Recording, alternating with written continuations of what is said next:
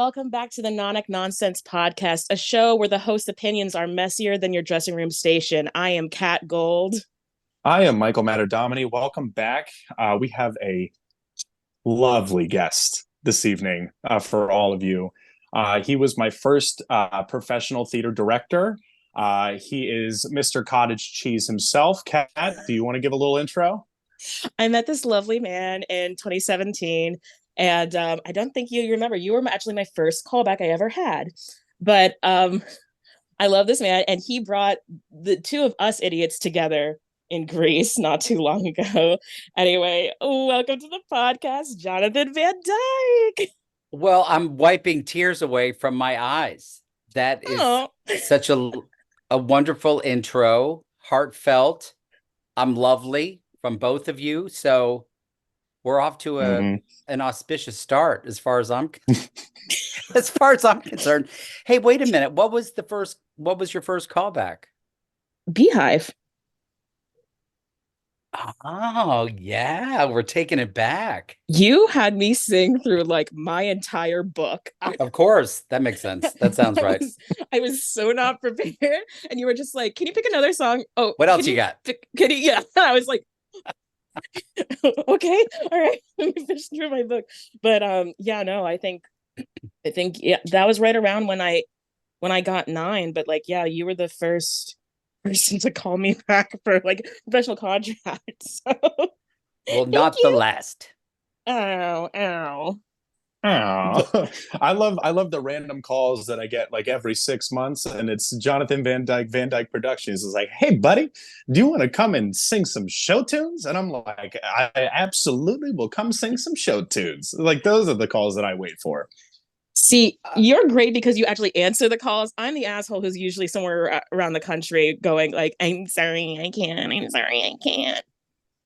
Well, I have a list of victims that, when, in my little black book of talent to harass, because I was in entertainment events for like a solid 5 years with a really high-end company, and we did a lot of really outstanding stuff. But I missed the theater, but I opened up my own smaller event company that I kind of take it as it comes. I don't really promote it as much as I should, mainly because I don't know, what my life is going to be either.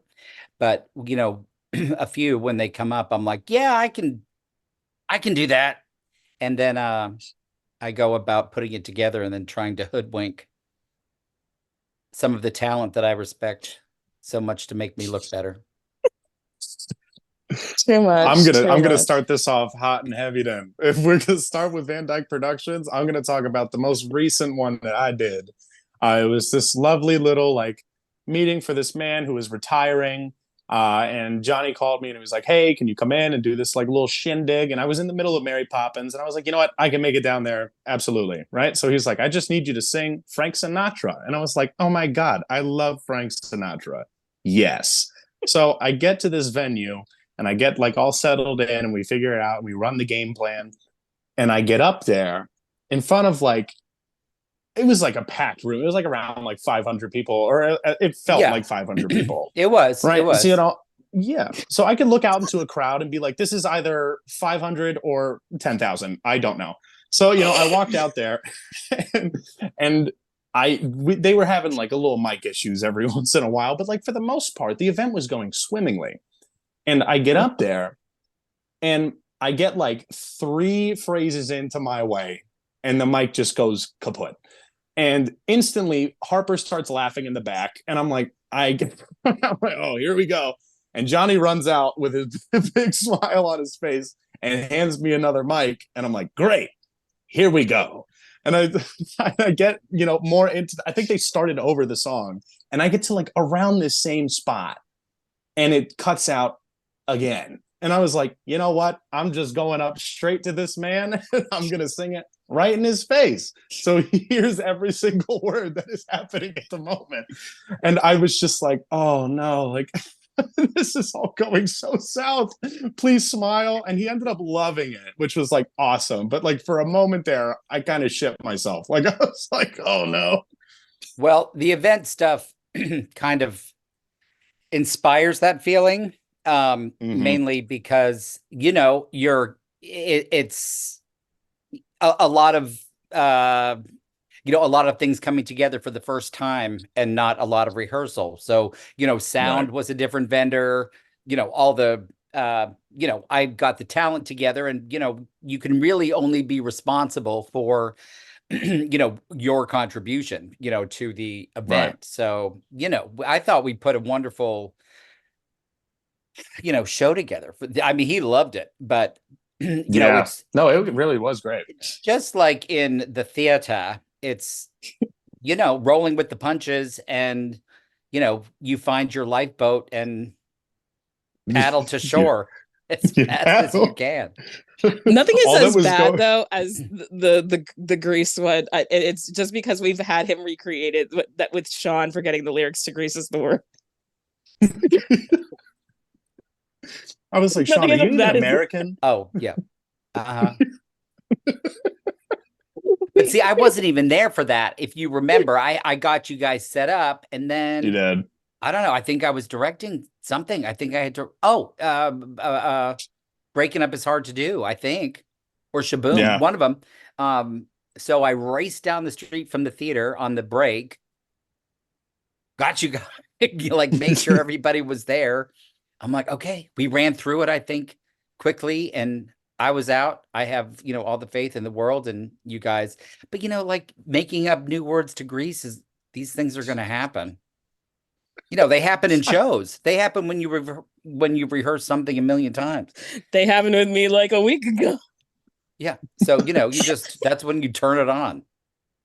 Also, Absolutely. Yeah. I realized about three performances in of playing Snow White that I was singing like a lyric wrong and Happy Tune, like completely wrong. And like it wasn't until I heard like Cinderella and City Beauty like echoing me, I was like on stage like mid song, and I was like, "Holy shit! I've been singing the wrong lyric this entire time." Cool, cool, cool, cool, cool. Just like have no things for tomorrow if I go on. But anyway, to get us kind of back on track. So tell me, Johnny, how did you get into the arts? How did you get into theater?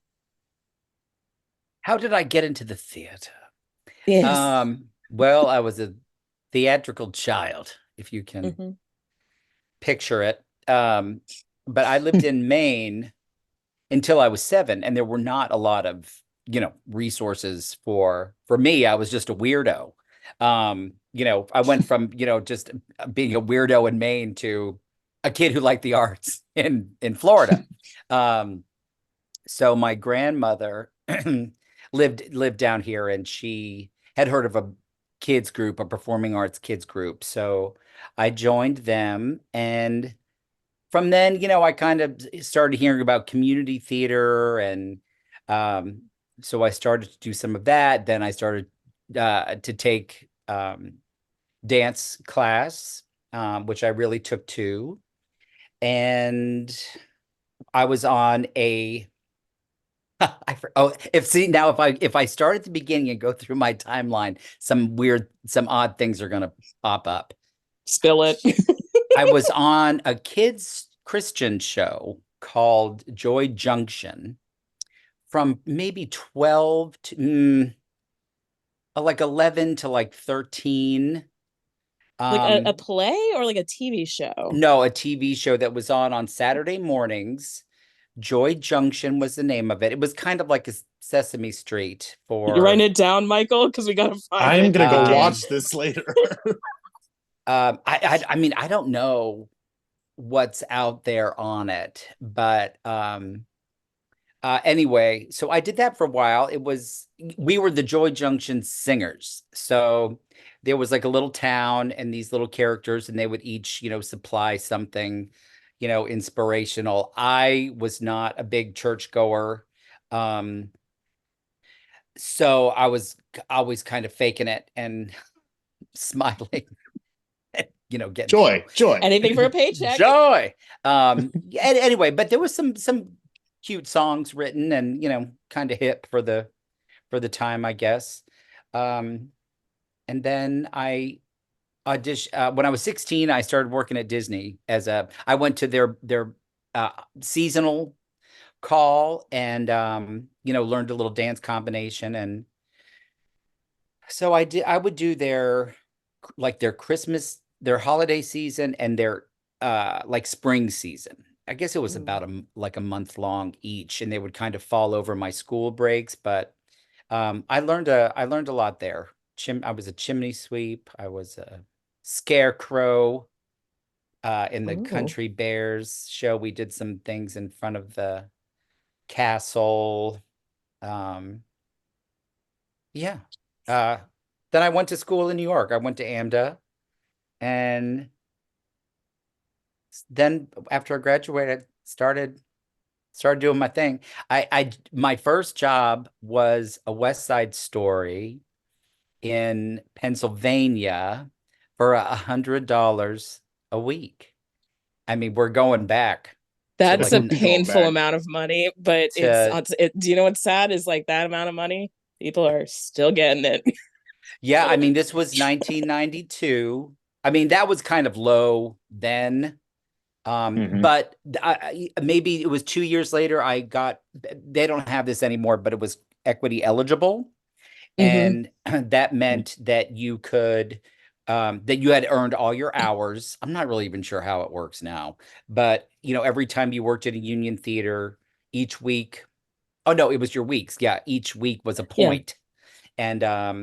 I So I got up. you got through to like, I guess now they have like the EMC program, and then it goes like to, there's tier one and tier two. So tier one is when you like acquire, like you get all your points, but you can defer for like another year, Yeah. I guess, before you like, they're like, you have to make a decision now. Yes.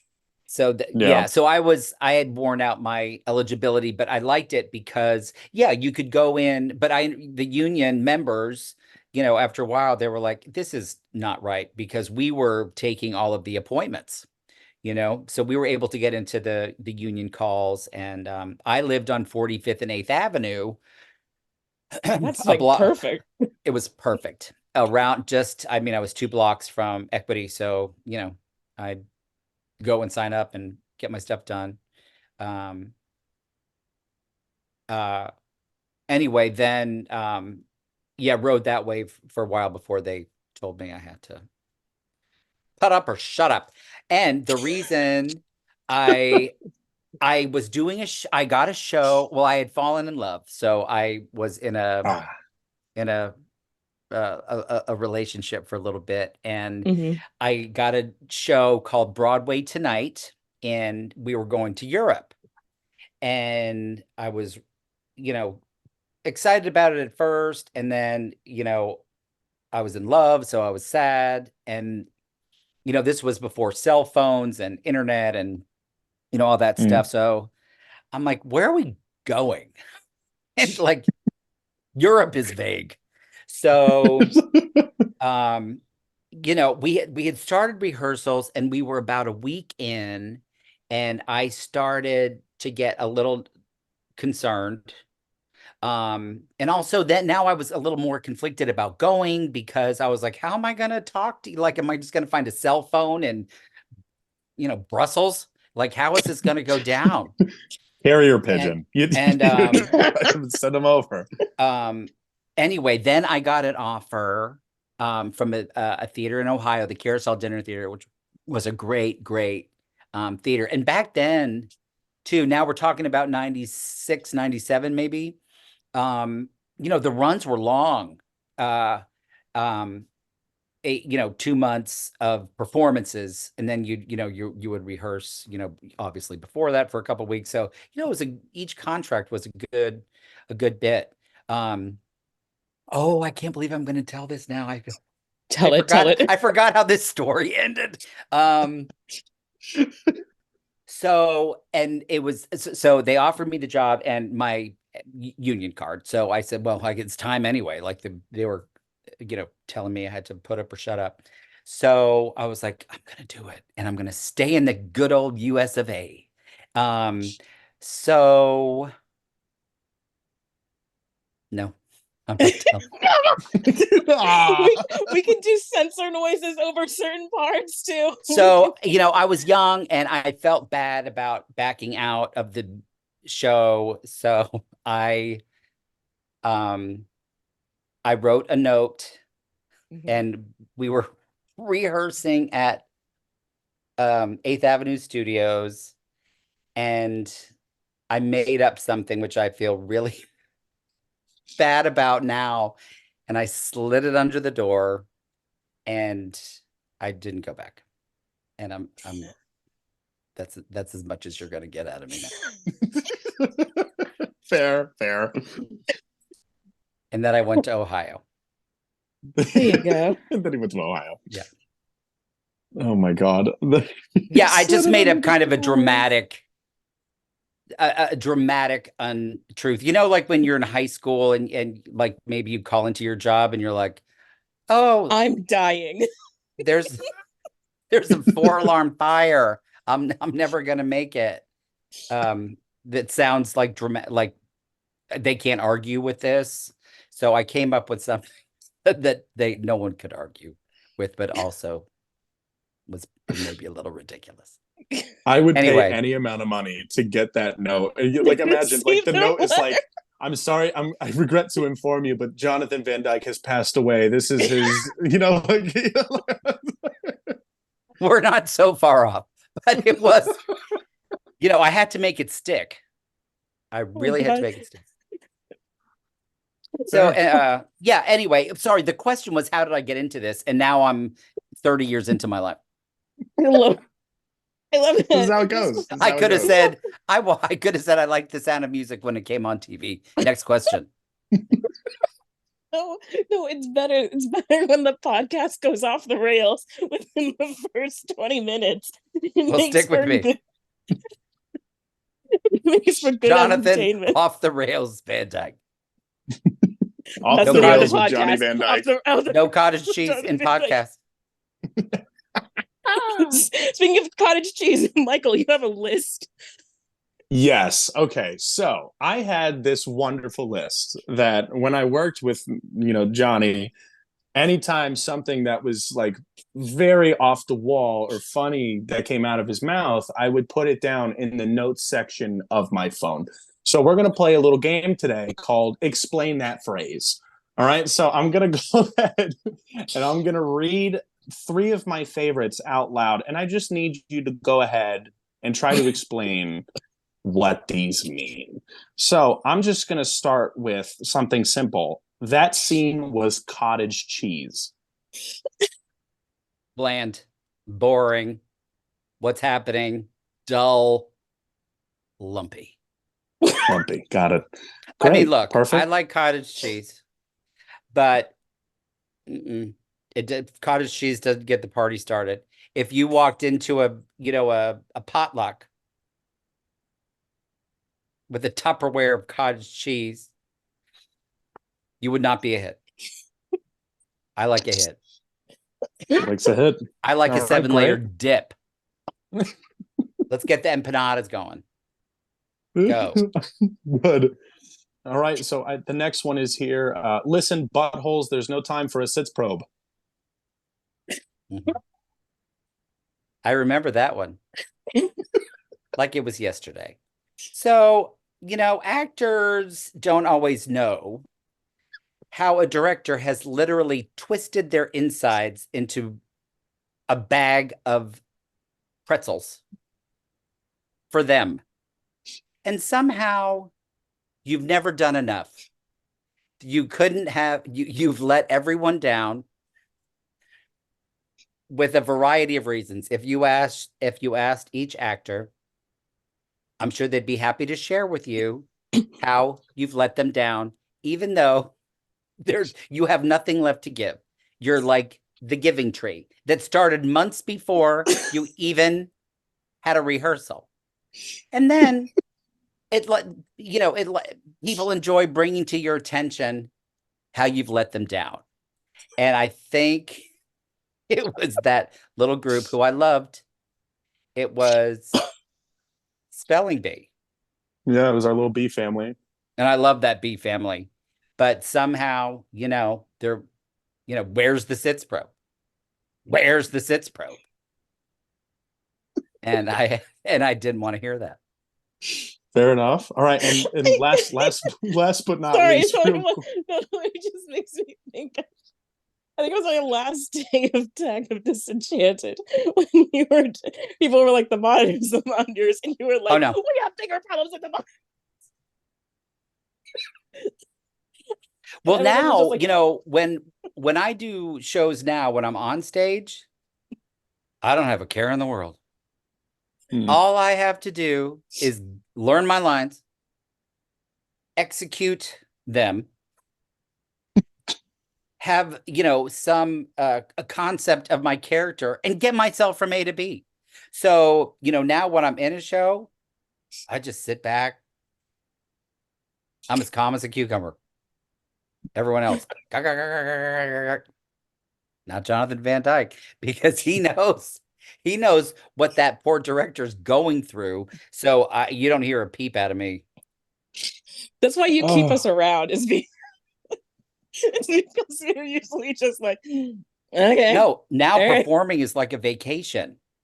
hmm. And that is one thing that I would like to, just instill in. Look, it's a dramatic business, we know. Um, but if you really just, more and more, Kat, I've been saying that phrase, what are you bringing to the picnic? Yeah. And if everyone is just responsible for their dish, it's going to be a big, beautiful spread, as long as there's no cottage cheese. But, if you just concentrate, if everyone's given 100% to what they do, then it's all going to come out. But, there's a lot that goes into a show. And sometimes, there are important, members of a team that maybe you're not able to have. So people absorb a lot of duties, and if you care and you're um a caring director or stage manager or musical director or anybody on the artistic team, sometimes you just end up pulling a lot of extra duties, which I think anyone's happy to do. um you just want to feel a little appreciation. Just a little We love you, love. Johnny. We love you. That's We love you, we. Johnny. Just sometimes. No, I don't even care about feeling appreciation. It's just not, it doesn't, you don't like it when it feels like the Salem witch trials, and that they want to burn you at the Let me stake. reassure you. During that tech process, it was not related to. It was so not related to you. Oh So no, I that's know. Tech is tech. And, also, in that circumstance too, we were in a brand new space. I mean, it's hard. It's kind of like going back to events. When you're in your venue and it, and you have a team that is familiar with it. We had a wonderful sound and lighting team there, but we didn't know them. They didn't know our show. So it's a lot of, just like a slingshot getting pulled yeah. back, and Tuesday, Wednesday, Thursday, Yep. Tuesday, Wednesday. Ow. What's the next one? All right. So our third quote here is, it's a Wednesday rehearsal when you need some Tums.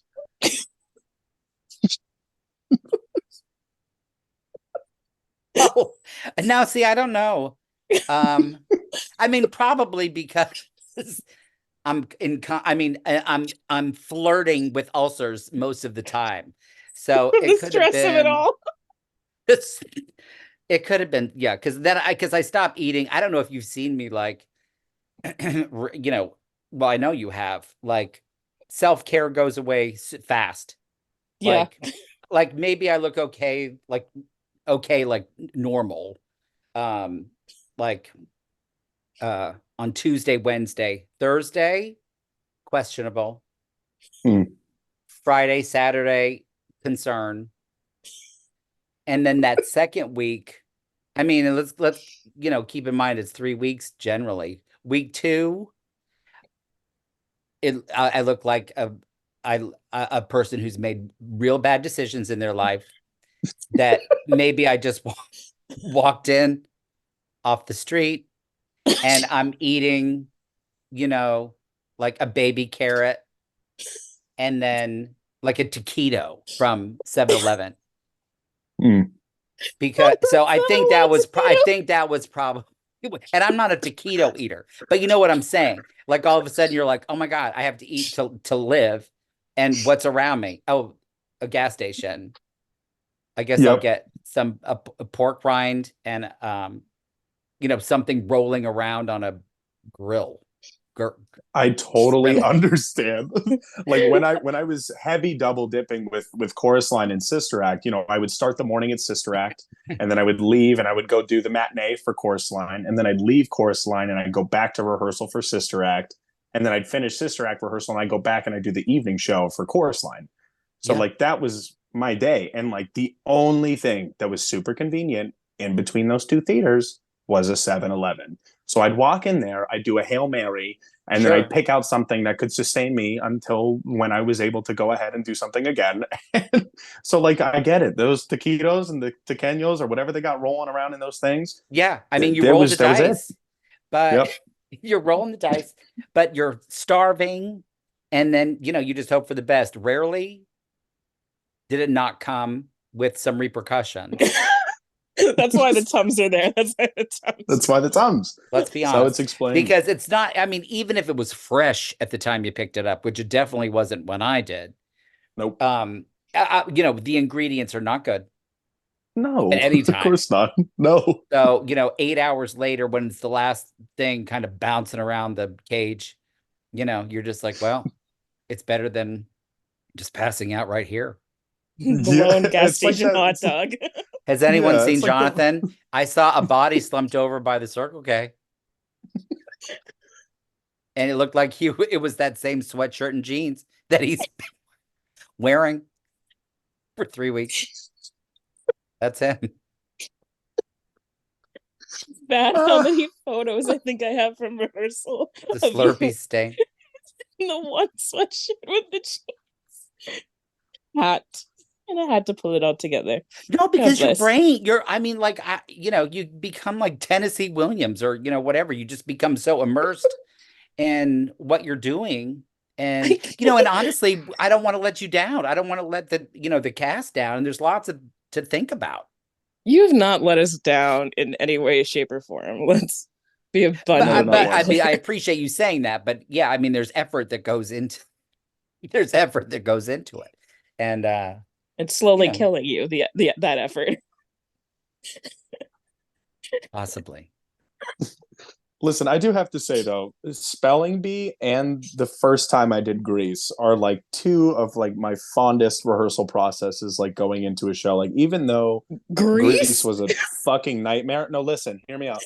Like even though it was a nightmare with like everyone getting COVID and everyone being sick and all that kind of shit, like it was my first professional show and I was coming into it green as all hell. And I was like, literally, I was like, oh, I'm getting paid for this? Like, I didn't know I was getting fucking paid.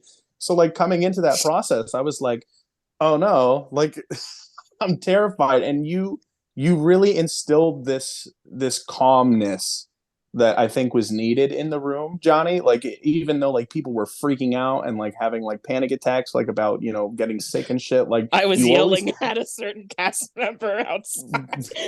yeah, like you instilled this calm essence in the room, which was like really cool to see.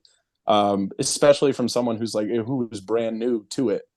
So I never got the chance to thank you for that presence that you had in the room, but that was a great process for me for Well, sure. that's kind of going back to like, look, you try to shield. I feel like I get very protective of the actors in particular. I mean, really anyone who's working on on a show. But actors I have a lot more time with, having been one. Um, you what's gonna allow them to bring their best work, an environment where they feel comfortable, confident, or maybe not confident yet, but comfortable to, find these characters and all these things together. I mean, look, the what was happening outside of our the creative element was, we could only control what we could control. And I knew too, if I started to show panic, I mean, look, I was concerned because I also knew how much effort everyone was putting in. And I just wanted to make sure that we were all going to achieve something, that there was something at the end, and of course being safe while doing it. But I have to say that Grease, in a lot of shows, I have a really good instinct for talent. I always have. And not just the ability, but the sensibility of that human. It doesn't always uh it doesn't always matter, what the person is actually like. Um if they're doing the job and they're doing it well.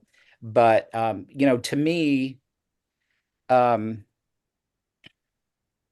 there has to be enjoyment of this has to be part of the compensation. It just has to be. I mean, I don't care if you have a slick agent, if you've got all the money you wanted, if you have your trailer, your this, how high up the rung you have gone. We none of us got into this or have stayed in it um, because of the business. We have to make it a business so that we can survive. But and making, and being good to ourselves and making sure that what we're bringing to the table is respected. But we do it because it made us feel something personally in a selfish way. We want to achieve that. So anyway, I feel like I have a good sense of not only talent but people. And that makes a big difference when you're working together, because this work is very personal. And I mean, I've been wrong a couple times, but for the most part, Yet he keeps me around. I don't. for the most part, I feel like, it's not just the talent. It's, we've been blessed to, be sharing these experiences and work with a lot of wonderful people. But that Grease, I was super proud of that. Not just that we got through it, but it was real good. It was a Yeah. damn good show. I It rewatch it was. every once in a while just Yeah. for like We've because we rewatched it a couple times together. yeah and I it's 2 years now, which Which is is like wild. No, mind-boggling. and that one deserved to have a better showing in in a different slot. But there was just so much going on in the world, you know. But Yeah, that because that was peak of Omicron. So Omicron. like it was just all the shows during that time were spicy dicey with like Yeah. canceled shows or like what Yeah. have or like lots of swings going in and out. So like yeah, it was a it was a But spicy Michael, time. that I was so taken with Michael too. I mean, What was your he first impression of him? um well, I think we hired you off of a video. Yeah, Um for Eugene. and but I was like, that's not Eugene. No. So, I mean, I think that's what we were. So I definitely did some moving around now that, oh, I did. I know I did. Yep. Which is, in a really, amazing thing that happened. That happens when, when you start a casting process, how you start it is rarely how you end it for one reason or another. And I'm so glad it went the way that it did, because I had a different Sonny, Hmm. and then that person got moved to something that was a better fit for them. And but Michael came in and just made Sonny so memorable and special and fun. And I was like, who's this kid? Well, And again, you let me play. That was a big part of it, and that's why I love working with you. Is you let people play, and then you reel them back. Like you let them be stupid. Like when I started the New York accent for fucking Sunny, like people were like starting to tag along with it, and I remember distinctly, you had us all lined up because it was the summer night benches, and you went, no, no New York, no New York, maybe, yes, no, like you were like, stop, don't pull any further, I'm pulling you back, let him, yep. maybe. Because everyone's drifting to that Yeah, one but then dialect now. but I was like, oh God. But also, that's so we're weirdos, and people only can excel if they feel comfortable in sharing their weirdness. And yeah, that was happening. And then you have to say, okay, easy does it. So the characters actually come out right. I would love to see a show that doesn't have a director, and that everyone just does what they think it should be. Chaos. Oh, Chaos. chaos. But when that I think that would be such a magnificent um, you know, uh project A to divine see showing of to ego. see a show. Oh, I should do this. But Michael, when you started doing that, then we found all those fun Italian things that we just kept, we Mm-hmm. just found so many All the fun bits, but they were smart. They were fun. Yeah, Yeah. it was so much fucking fun. And then even with Barfay, because when I got that role, I didn't know much about spelling bee, but I was like, this is an improv based kind of show, so that's where I feel most comfortable because I'm a fucking moron. So I was like, you know what, like this will be fun, and he progressed, and you helped me get there because I had an idea, but I got this wonderful text from Johnny driving back from the M&M warehouse, and he goes, "I hate to do this to your back, but imagine like you're carrying two heavy suitcases. All right, thank you." So like you added on to like what I had, and the add-ons weren't like out of whatever, like they were smart add-ons, and that's like what I appreciate is like people who know that shit before they throw it up, and they're like, oh, I have an idea, this is how I want it, blah blah blah. But again, like you let me play, and then you just added on to my shit, so it was like that was awesome. Well, what happens is, all of these roles, and when you see, um, uh, it truly is like a lump of clay. And then when you start going, it could end up being general, or it can end up being so chiseled and nuanced. And I mean, for me, when I'm acting, if I feel it in all of my physicality, if there's not a moment that is not untouched by thought or being, I'm like, ooh, ooh, ooh, ooh. Um, and that's what was happening with you. We were achieving so many wonderful things with the character that, for a director, you can't always start adding on all of these little, you know, throw pillows into the model home. Sometimes you're happy if a couch gets in there, let alone a bowl of plastic fruit. But you know what I'm saying? I mean, it's not a great Yeah. analogy, but when you start seeing that you can, add some throw pillows here and a vase over there, that's what was happening. I'm like, let's get this, feel this guy in your bones. And you did. And I know it made, a huge difference in, um, how you approached it and Yeah, then he was a lot of and then fun. executed it. Oh, that spelling bee too, another one of my all-time faves, no doubt. Yes, Beautiful. and I just wish it was seen by more people. That was it at the end of the day, you know. And that's not on anyone but the venue. Like the venue itself was, it's that venue. So you know there was a lot of restrictions and a lot of rules, and you know the house wasn't as grand, you know. On the plus side of these wonderful shows that didn't get to be seen by, on the plus side, to me, they all deserve another viewing. So, Yeah. as things move along, I hope that there's another time to reunite with some of these lovely little pieces that we shared. 100%. I Sure. still have the light up shoe behind me. It's right over there, and I have And Oh I it. wait, hope you've got a you prop? I've got a prop. I stole her. I won't tell. I won't tell, even though Kat just told on That's a herself. good that's a good prop to have. That's a good keepsake. I named it And the shoe Kelly. too. And I hope you both keep them forever. It's Oh, signed by everyone. the amount Yeah. of especially disenchanted crap that I've acquired. I mean, so many things.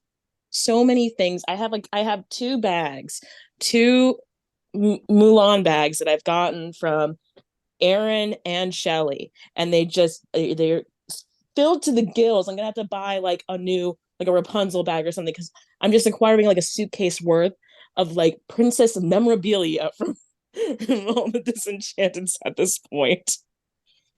But No, these Disenchanted was are Listen, I'm still throwing in the hat to play the fish. I'm so serious. I'll do it. Sign me up. I don't give a shit. I'll help out. I love that show. what, the fish in Disenchanted? the dolphin or Yes. the killer whale. I'll be the fish. I'll be the doctor who moves on the people. Whatever. You need me to move the grotto? I'll move a grotto. Like Good to know. Michael, Good. didn't I ask you about April 14th? April 14th. Write it down. But I got an offer for the first time on Offer on live non-ec on the pod. nonsense. Oh yeah, Live on because the I pod meant offer. because when you brought up Van Dyke Productions, I was like, oh yeah, can't do the next one. And then I was like, wait a minute. No, that was something else I asked him about. And Mhm. and that's another interesting thing. Like the longer you've been around, and I have been around a long time, like I've got a buddy that's coming in to do that Tony and Tina's at Broward, and recommendations. I do the same thing. I mean, you reach out to people that you respect, and um you want your name to be in the mix. I recommended Michael, unavail. So to me, the best payback would be doing Recommend my show Johnny. on April 14th. Listen, as long as it doesn't conflict with Dolly, I'm there. You have But I me. You pay, have I me done. pay, and I pay like right away. I'm a You do, good, and it's gorgeous. Like we were able to go out to dinner right after that event with the pay. And Like not it everyone was. could say the same. Amen. I mean, I'm ready to get that. You have that money before you walk out the door, usually, or Yeah, close to it's it. gorgeous. Yeah, I that's why love I it. signed up. How many have I done? I've done one, two. Have I done three or two? Did you But do they the You've they done were thriller all three. one? lovely. Did you do thriller? I did. So I did do three. I did the Grease one. I did the Thriller one, and then I did the retirement one. Kat, what did you do? None. I'm never available. Yeah, because I've you're not never. home. Yeah. But April Once again, 14th. I think everyone forgets that I don't actually live down here in Florida. I just, I come down, I play pretend for a couple shows, I hang out and take a little vacay to hang out with my family and get away from the cold, and then I go back. Yeah, but it's good to have an area that are kind of familiar with, as you Yeah. get. No, it's great to come back. It's great to come back. Let me just say it was great to come back and do Disenchanted again Yeah, it's because we a got to special show. clean it. At least for me, I felt like we could clean it to like a we did so much work on it last time, but coming back to it again was very helpful for my brain because I feel we just got to like fine tune it more and more. And For like even sure. my family said it because they came And they came multiple times during this run in Boca too. And they were like, every time we come to see it, it gets tighter. We're like, good. That's all I want to hear. Yeah, It no, gets I mean, tighter. you want it to become second nature. And, both times it's been a wonderful, group of women and colleagues. So, yeah, This I last mean, time was bonkers for me. there's just so much to play with. Yeah, and God bless, that's Mhm. another one of those you get in the lifeboat and you paddle and you did and everyone was, so um I felt good. I felt better by like this day two, but that first day was like just a blur. I oh, a I such a remember I nightmare. got a call. Yeah, I got a call from Kat, and I just got cut. I was like, "Butch is out of here," and I like go and I think it was like three because yeah, Johnny called me at 1:30 was like hypothetically if you had to go on with Snow White with script in hand, could we make that happen? I don't know if that's happening. Let me call you back. And then 3 o'clock, you were like, so can you do it tonight? So I called Michael immediately. And then he's like, and I I just got bought a cut. ticket immediately. I bought a Well, ticket so fast. listen, these are not easy decisions to make. And, we had doubles of four of the characters. Yeah. And we had such a short run, Mm-hmm. having like a third Snow White, what just it really didn't make sense. I Yeah, mean, no, no. what could go wrong? Um, I mean, listen. I mean, you just you can't believe the things that can happen. I mean, I was on my way down there to support Catherine and our new musical director. Yeah. Right. Ring a ling a ling. Nope. Now, but hello, and I was like, "Hmm." I mean, look, what can you do? But Kat, if I mean, I wanted to test the waters with you. I mean, there was no Oh, way I wanted to put anyone in a situation that was unfair and that they, were not going to be, comfortable. And then, maybe talk about if there was any way to get us there. I know that I told you, look, if you need your script, if whatever we have to do, um, because at that point, also do I mean, and this is not no one, no actor's fault, but just the way the setup was through Ticketmaster, we would have had no way to even tell the people that the show was canceled, so anyway, hearing the confidence in your voice was enough for me.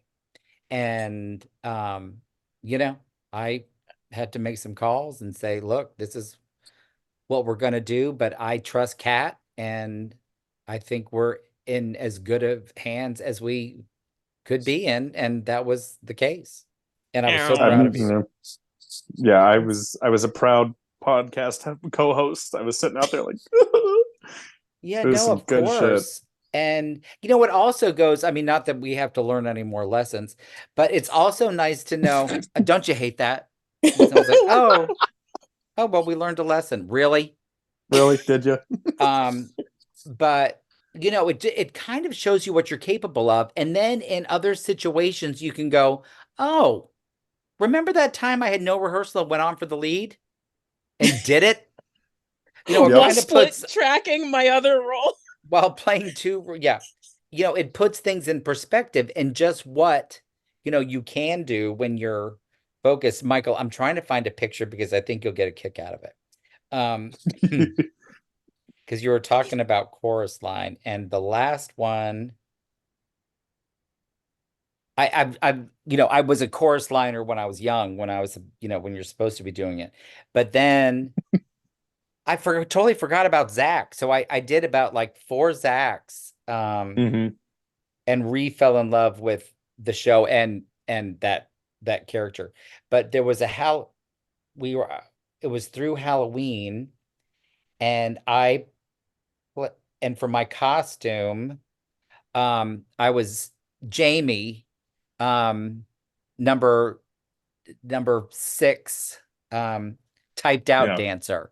So I was typed out before there was even the dance to cut. Jamie, typed out dancer. I'm trying to find the picture. Anyway, keep we talking. we were having a good laugh with Sister Acts because I play Ernie and like 19 other characters in the show, and Ernie gets shot in the face within like the first 10 minutes, I right? don't He's like like, that. oh, whatever. And I went out with Bob Ruggles and his girlfriend, and Bobby looked at me and he goes, I think Ernie lasted longer than Butch. Just like, all right, that's enough. Justice for Butch. I got that Justice started. for Or Butch. You do Danny that ballet DeStasio got combo, and it they're like, started. "Get out of here!" Get him out of here. He Well, here stepped I behind am Pretty Boy Dawn.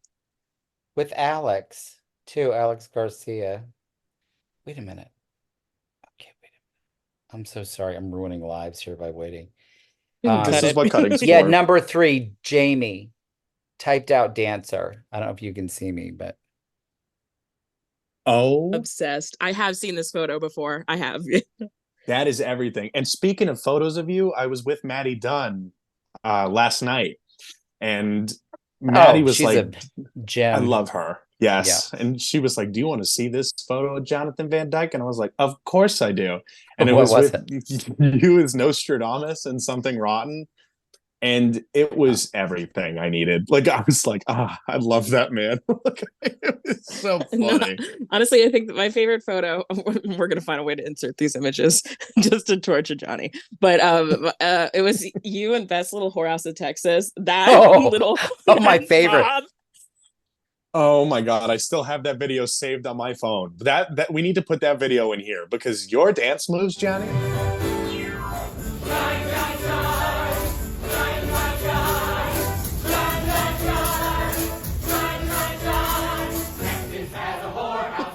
They were, oh my God, I was living. I watched it like 17 times. Like those like view counts on TikTok for like how many people have viewed. I'm probably half. Like, They're I going love up. that. I love that video. So yeah, I mean, so when I was younger, in my 20s, I was dancing more, and a lot of more ensemble stuff, which I loved. Um, and then you're not kicking as much, and you're like, oh no, what am I gonna do? And then I'm like, wait a minute, I'm a total weirdo. So now, I mean, all of these wonderful, character roles where you can, I mean, you two are gonna love getting older. I can't wait. 40 to Because 60. That's I'm my already look golden out. spot. I mean, already you're playing those already getting roles. you both are getting some age appropriate, Are we? We're still in our 20s, but character. we're already playing like mothers and grandmothers. Yeah, but Grimsby, father. that's the longevity. Yeah. Yeah. Stuff that, I mean, if you're on the character side, or right now, if you are more of a singer dancer, then just start working on those things that you can transition, if this is something you want to stay Yeah. into, to transition to some of those older, frankly, super interesting, super fun roles. And in my 30s, I had some principal stuff that, like a Harold Hill, and I toured with Bye Bye Birdie, um, as Albert, that had a lot of, material. Um, and then I kind of went over that next hump Mm-hmm. where you get like one kick-ass song and like 2 scenes, but you get, it's so strong. The stuff is so strong that it packs a punch, you're remembered, and then you get this wild applause. Melvin P. Thorpe, thank you, Jesus. A gift from God. Yes. Nostradamus, gift from God. Truly. Yeah, I would have done So anything to see you in that fulfilling. role. So Yeah. fulfilling. And if if that weird little kid in Maine knew, that what was going to happen 50 years later, for whatever it is, that there's a place for where that weirdness is celebrated. Right. Yeah. No, taking a break from acting and then coming back into it like after 5 years, it was like it was great to see that not only did the scene pick up after COVID and prosper and do all these great things, but I don't know, I was just shell shocked by it all, that there were people out there that loved it as much as I did still, so it was really awesome to see, for sure. Yeah, and when this is in your look, there's times that are, it's challenging. You'll go through dry spells. I was bartending. I worked in piano bar a lot, and I'd go off to a contract, come back, go do a Yeah. contract, and then I just said to myself, okay. I love the arts. I love showbiz. I don't want to do anything outside of it. So, Mhm. I started working. I worked for Wojcik Casting. At the time, it was Charles Rosen Casting. I was there for 6 years. I started writing. Then, the directing stuff. I worked at a talent agency for a bit. At one point, I had my talent agent's license. So, when you realize what other elements in the arts interest you, not only do you learn a lot from it and grow, like I learned more on the casting side about being a better auditioner. Mhm. You're always absorbing from other sources, the good and the bad. You're like, oh God, I hope I don't want to do that. And then you see what works for people too, where it just be how they walk in the room, or how someone holds themselves, or some physical things that maybe you hadn't thought of. Anyway, we're like our artsy little sponges. um Mhm. um but the more I kind of learned, the more I was able to keep all my attention in the arts. Maybe it wasn't always one thing, but it did become always part of the business. So when I'm on stage, I love it. When I'm directing, I really love it. That's where I wish I could really put the majority of my time. But I know that, that's not how my pie is going to work. So Right. we'll do a little direct in here, a little event here. Hmm. I do a lot of commercials up, in my neck of the woods. So, we fill the time. Oh, I'm sorry, long-winded. But if this is who you are, you can't fight it. You can be frustrated about it sometimes, but you can't leave it. It's your soul. Yeah. And people who do go off and do other things, to me, then maybe it wasn't as much a part of them as they thought it was. But I Yeah. know I feel it physically if I am was doing something that was not in line with what my whole being is. So don't Hmm. ever go away again. That's what I was getting at, because I think that, Don't do it, Michael. no, I think that that's you, and I'm saying it to Kat as well. Um, she's bouncing around working, so that's good. But No, Yeah. this is why I actually no, I was close to that point this past summer. That's why I took 4 months off, because I was so at burnout point. I think from that year and a half of just running around the country, I was like, I turned down like multiple shows, and I was like, I got to stop for a minute. And the desire to come back to it came back once I just rested. yeah, Hmm. well, I mean, you're wanting to take a rest because you're doing too much of it. Yeah. That's different Johnny. from, yes. Woo-hoo. Yeah, I was at that point. It No, but I was, mean, it was it's good though. hard, It was very hard, but but you I but you love it. found it again. Of Yeah, Yeah. course it you took do. it You're a took a different while. person. Yeah, I was a manager at a trampoline park. Sean William Davis will always bring it up as a joke, between him and I. But it's true. I was miserable as a person. Like I was just 9 to 5. I was Yep. a robot. Yep. And when I didn't find myself until I got back into it, and that's why I adore Grease so much, is because that lit that spark in me again to be like, this is where I want to be. Like even though actors go through dry spells, I still have a job where I teach the younger generations what I've learned. And that makes me, that lights another fire in me to be like, I still love this. And like, I love the reactions of people and the smiles on their faces. And when everything clicks, like when I work with an actor or an actress and I'm demonstrating something and then it clicks to them and I see that unfold in them, that makes me so happy as a teacher. And even when they come to see my shows, like I had one of my students come to see Sister Act, and that was the first show that she saw me in, and she was like just gobsmacked. And having her out there was just like, I was like, this is great. Like this is why I love doing what I'm doing. So no more trampoline park, no more cleaning up vomit and shit off the floor. Like like this is where I'm at, and I'm happy that I'm here. It's been a lovely 2 years. It really has. Yeah, great. And I think what you just said when when you rediscovered yourself, that's what it is. And yeah, I mean, no bones about it. It's always challenging. Mm-hmm. When things are great, it's challenging because Yep. it takes a lot out of you. But just like what you said you're doing now, you're teaching, but what are you teaching? The arts.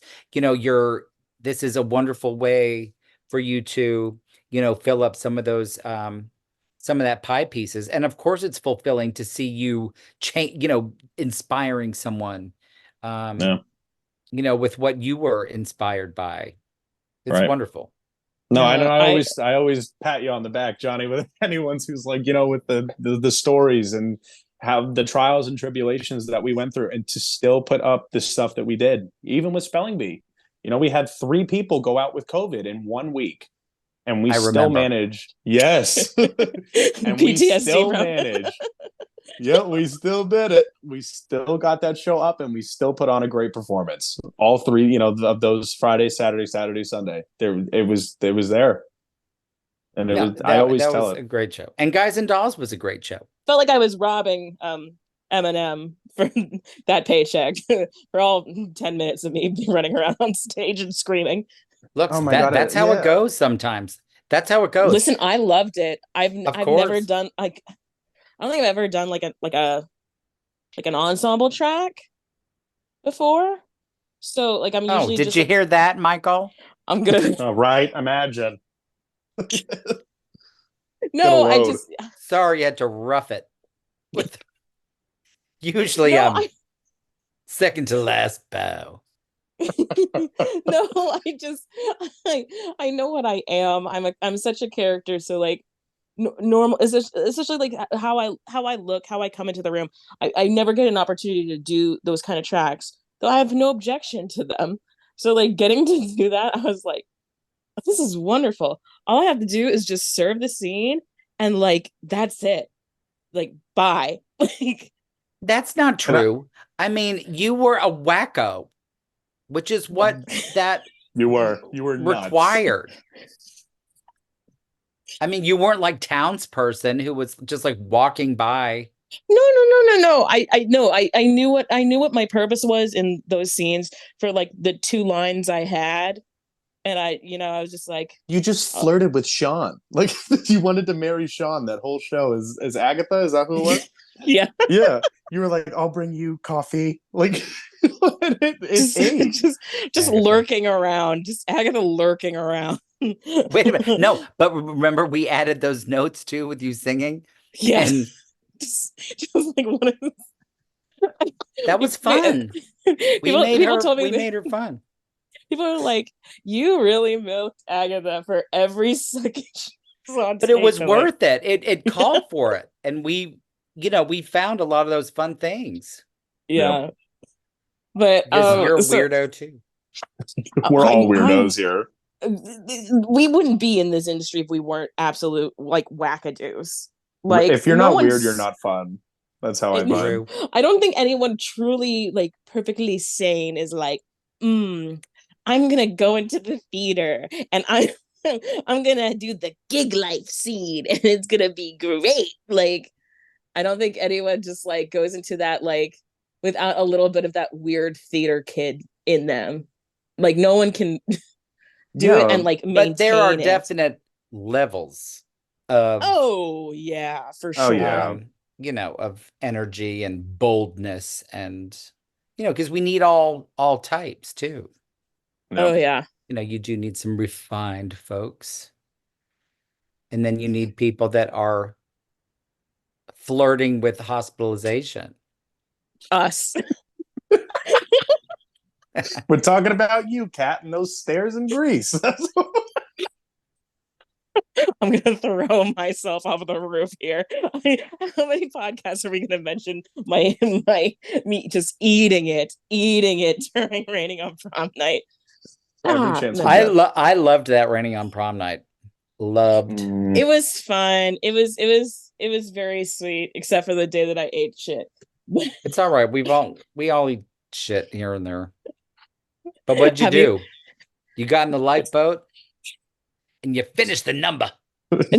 It's bad, but I did lay there for a second, going, do I just let the floor swallow me whole? Kat, that's why I thought you died. You didn't move. Like I was like, holy I shit. also was convinced I was bleeding at that point. It Yeah. was just like, like what? Oh, that because you two were a little couple in that too, weren't you? No, It you were was with Harper. No, we're yeah. just destined to get married. Have we told you that we do have a pack? Um, that it's off of Michael because I'm clearly the cougar in this relationship. But when Michael turns 40, if he's not hitched to someone else, we're getting married. If I'm not hitched by the Well, time I'm 40, she's mine. it's good to have someone like that in your life. And thank you for making it. You're the one that brought us together. You you brought the madness together. You're So but welcome. thank you, Johnny. but so because we're coming closer to the end of our episode, so it's kind of been announced online. So can you talk about what is happening with Disenchanted moving forward and your involvement in it? Sure. So, I'm sure I talked about this in rehearsal that I do have a long history with the show. I was the casting director for it in Tampa when it was a co-production with the original off-Broadway producers that had a good feeling that there was going to be movement, but you never know.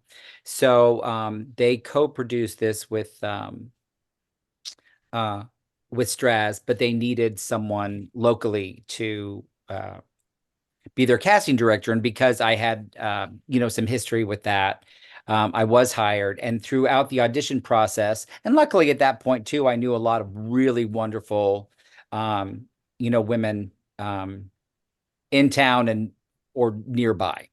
There was some housing. Anyway, I'm launching into other things.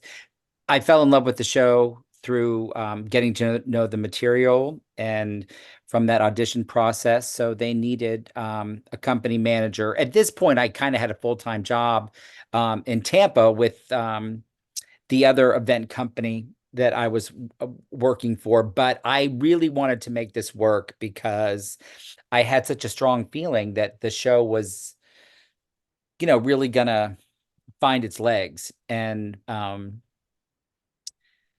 it did. We ran that for weeks and weeks, and different producers were coming in. You know, uh, they were finding their funding through investors, and before that run ended, it was announced that had found its off-Broadway life. And so maybe it was about a year or two later, it went to it was in New York, and it started at the West St. Luke's on 46th Street, which was across the street from where I used to live. And then it moved to the West Side Theater on 43rd Street. Um, anyway, in my travels, I've also learned a lot about contracts and, business, some of the business affairs that go along with producing and etc. So, look, we had a wonderful production at the Kravis Center, and that's kind of when I thought, hey, wait a minute here. I think that we have um, something that we need to look at and investigate. So, yeah, so the touring element was born, and I don't need to get into everything that's been done, but Mm. lots of little seeds and planting, and it's all about relationships again. um Mm. and um who can help who can help, who believes in what you're doing, that Right. can support is great on any front. um but every project, everyone trying to move forward you have to find other people that are above you that believe in you, and that can help, or want to elevate what you're doing. So we got our showcase ready for APAP, which is if you have a show that has the potential to travel, um you have a lot of talent buyers that attend, and um, it went very well. We had a great response, and yes, some interested parties.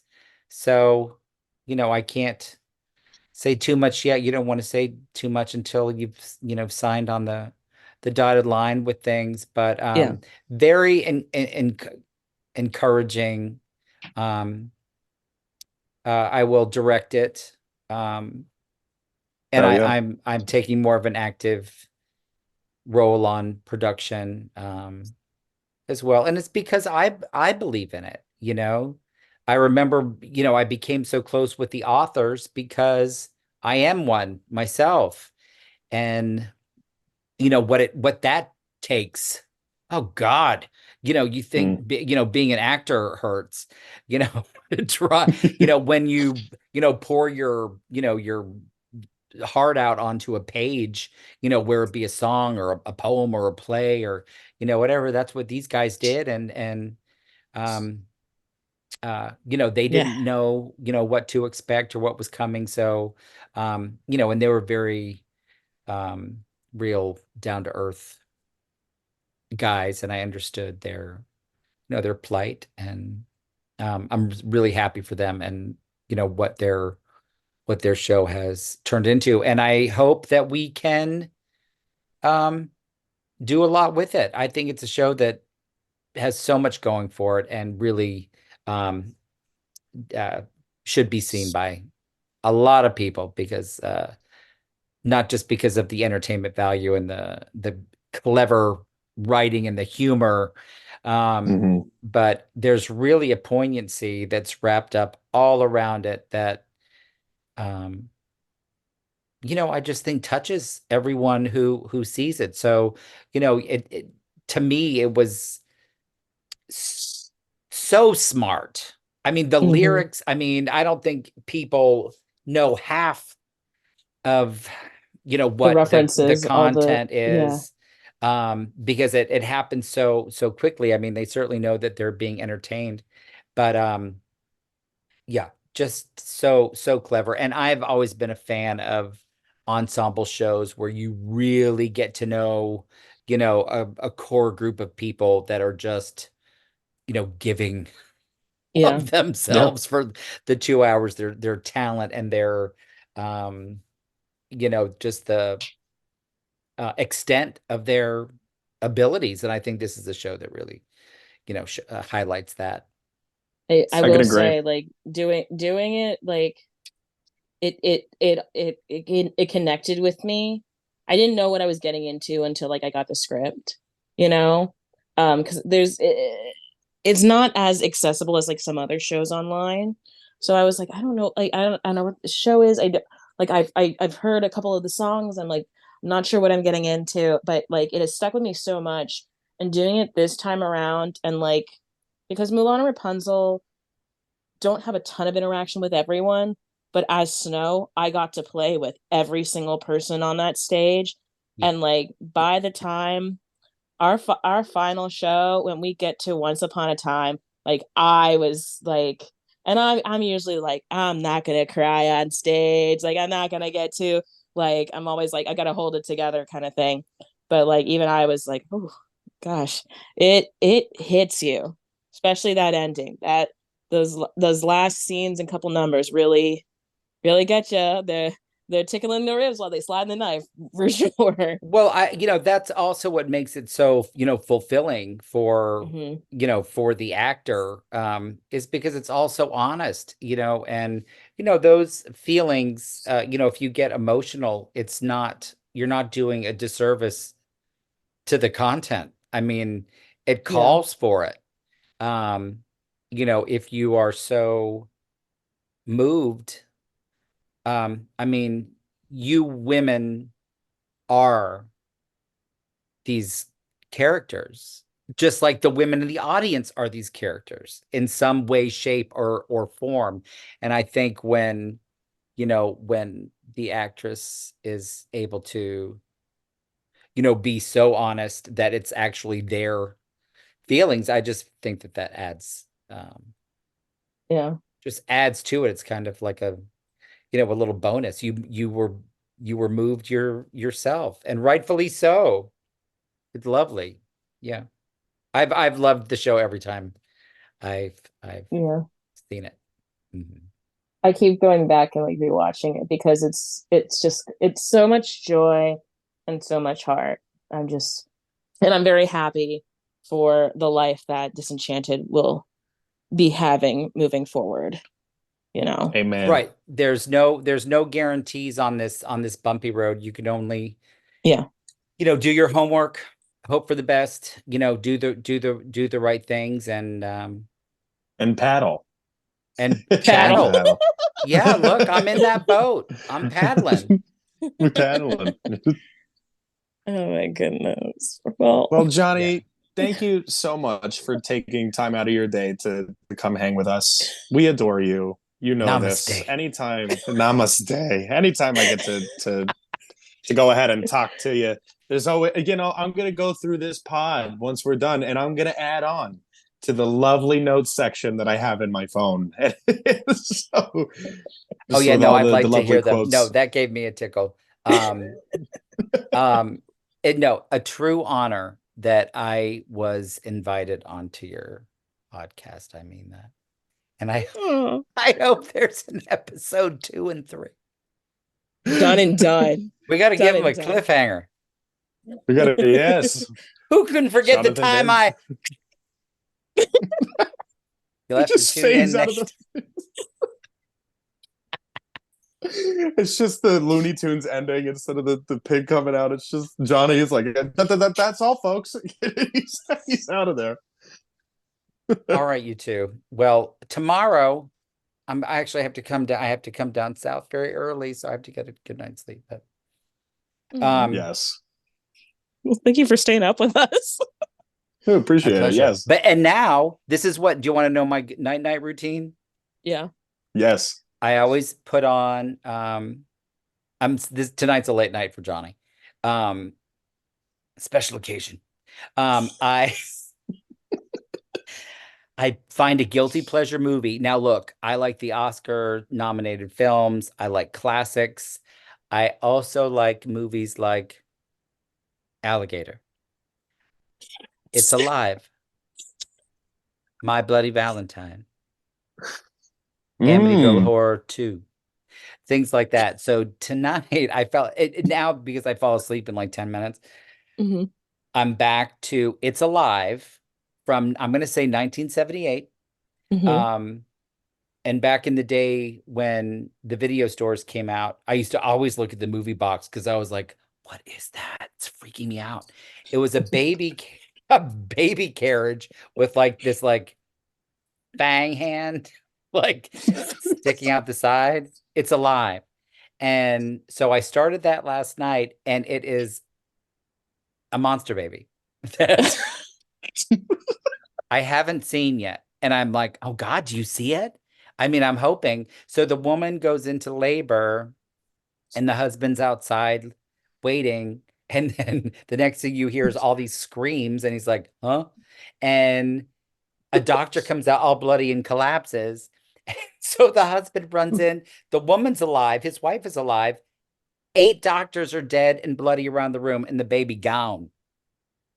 Baby go. A baby gown. And everyone's scratched up and bit up. So, I mean, things aren't going well. So I hope I can get through another few minutes if it's alive. Before you cliffhanger yourself, you're gonna Cliffhanger. Oh my God, what's gonna happen? So listen, kids, do yourself a favor. Go watch it. Perfect. All right.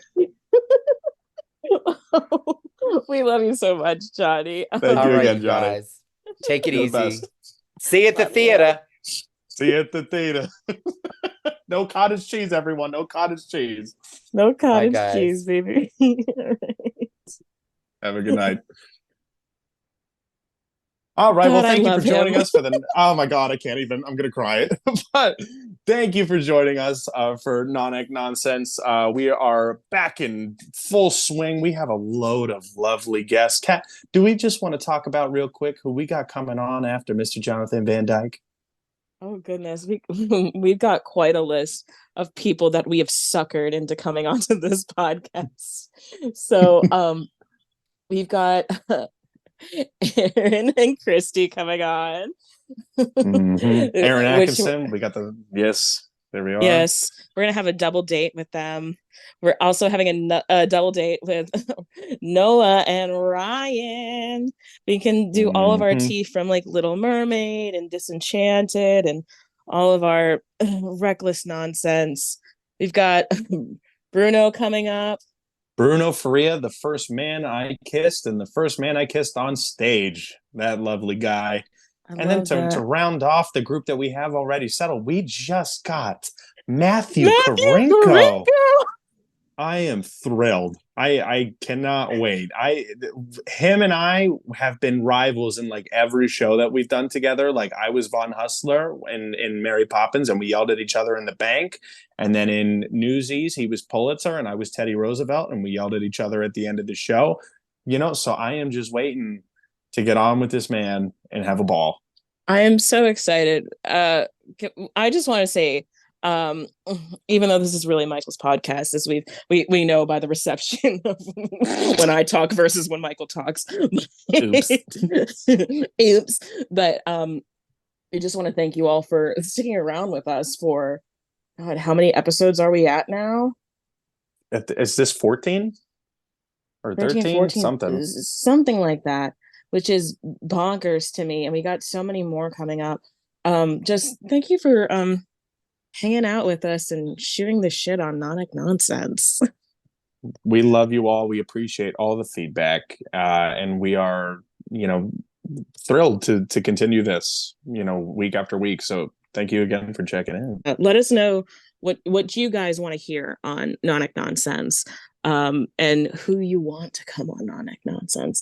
Let us know. We just because love, we have names that we want on this show, Michael or Sua. Well, I'm going to add you to the end every single time until you join. So be wary. Yeah, no, we have a list of like probably like 50 names that we want to get on. Now we're not going to be able to do all of that in season 1, but let it be known, we're coming for your asses.